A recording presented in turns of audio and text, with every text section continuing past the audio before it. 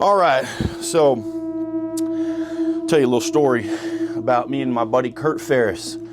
So this goes all the way back to 1995, 96, something like that. We're about 8, 9, 10 years old, something like that.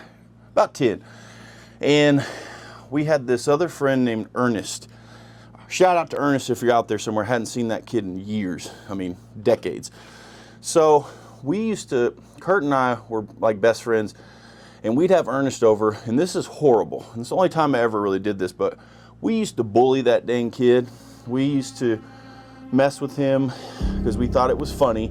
We had a little baby doll head, creepy little baby doll head that was cut off, and it was just the head with like crazy looking hair and like bright blue eyes. I'll never forget the eyes, and you'll find out why in a minute. Dirty looking, just a baby doll head. And we used to tease him by acting like that baby doll head was haunted. We'd say that it was haunted, it was going to haunt him in his dreams, and so he'd come over and we'd have this whole plan to chase him around with this baby doll head and to scare the crap out of him and act like it was possessed, demon possessed. And I'm telling you, the kid would leave crying. It was horrible.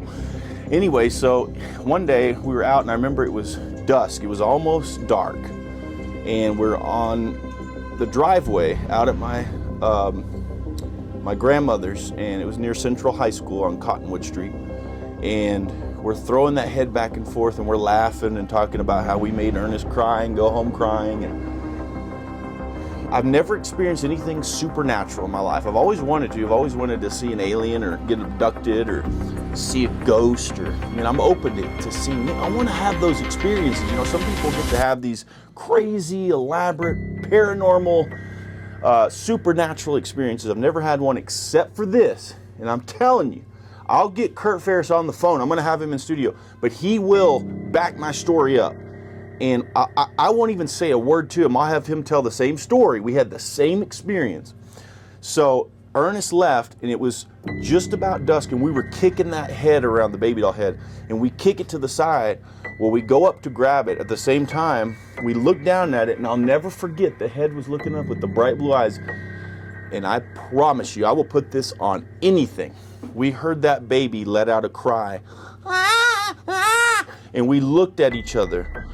I'll never forget it. And we sprinted inside as fast as we could. We got inside.